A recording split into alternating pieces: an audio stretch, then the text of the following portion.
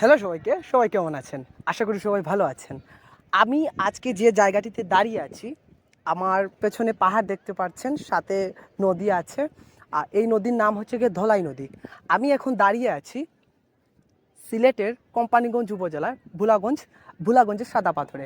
আজকে আমি আপনাদেরকে বলবো কিভাবে একবারে অল্প খরচে 400 টাকার ভেতরে আপনারা সিলেট থেকে ভুলাগঞ্জ ঘুরে যেতে পারবেন।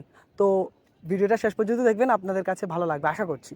তো প্রথমত আমি যারা সিলেটের বাইরে থেকে আসবেন তাদের উদ্দেশ্যে বলছি, আপনারা টার্মিনালে, বাস টার্মিনাল এবং বাস রেল স্টেশন থেকে যখন আপনারা এসে নামার পর আপনারা 30 টাকা করে জন আম্বরখানা পয়েন্টে আসতে হবে, বা দরগা গেটে আসতে পারেন।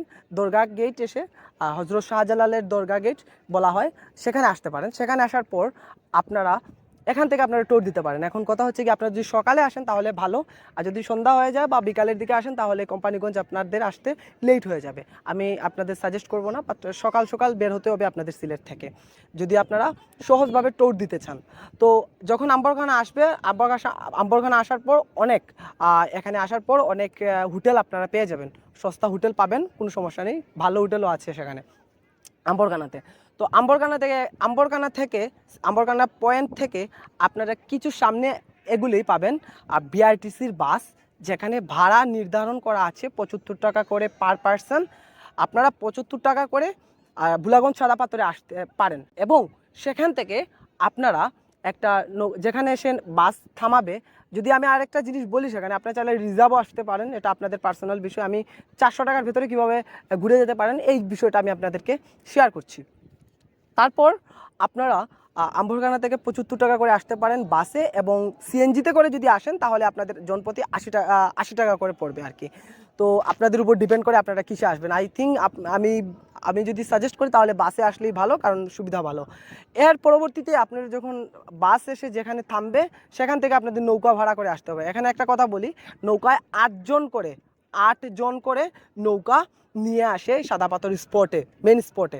তো 8 জন যদি আপনাদের সাথে না থাকে, 1 জন বা 2 জন থাকেন বা 3 জন থাকেন, তাহলে গ্রুপ মিলে, সেখানে আরও গ্রুপ পাওয়া যায়, সেখানে তাদের সাথে মিলে জন প্রতি 100 টাকা করে আপনারা এখানে আসতে পারেন।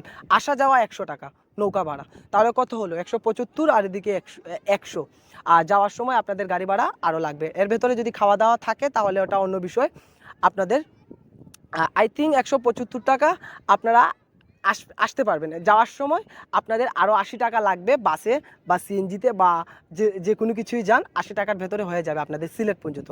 খাওয়া দাওয়া এটা আপনাদের পার্সোনাল বিষয়, আপনারা পার্সোনালভাবে যেভাবে যা খেতে পারেন, এটা আসলে হিসাবের ভেতর পড়ছে না।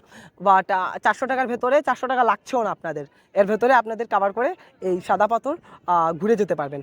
তো আমি বিশ্বাস করি যে এইরকম একটা এনভায়রনমেন্ট, এইরকম একটা পাহাড়ের সাথে নদী, তারপর স্পটটা আপনাদের মিস করবেন না। সিলেটে যারা আসেন বেসিক্যালি জাফলং এবং সাদা পাথর, ভুলাগঞ্জ, পান্থুমাইল, এইরকম স্পটগুলো দেখার জন্য আসেন। তা আমি এখানে বলে রাখা ভালো, যারাই আসবেন একদম সস্তা আমাদের সিলেটের যে পর্যটন স্পট আছে, যেগুলো আপনি ঘুরে যেতে পারবেন, নির্দ্বিধায় ঘুরতে পারবেন। এখানে যদি আপনারা স্ক্যামের শিকার হন তাহলে এটা আপনাদের বিষয়, কারণ হচ্ছে অনেকে সিএনজি ড্রাইভার বা সিএনজি বা এখানে অনেক সিন্ডিকেট আছে যারা স্ক্যাম করে।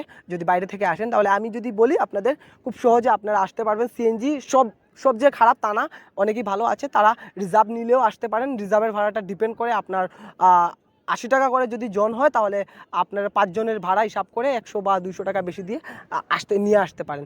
এই হচ্ছে গিয়ে এখানে আসার 400 টাকার ভেতরে খরচ করে আপনাদের এইরকম একটা স্পট আপনারা ঘুরে যেতে পারবেন। তো আশা করি ভিডিওটা আপনাদের ভালো লাগবে। যদি ভিডিওটা ভালো লাগে তাহলে আমার ফেসবুক পেজটা ফলো দিয়ে রাখতে পারেন, আর আমার ইউটিউব চ্যানেল দাস02 এটা সাবস্ক্রাইব করে রাখতে পারেন। আশা করি এরকম আরও ইনফরমেটিভ ভিডিও আপনাদের জন্য তৈরি করব।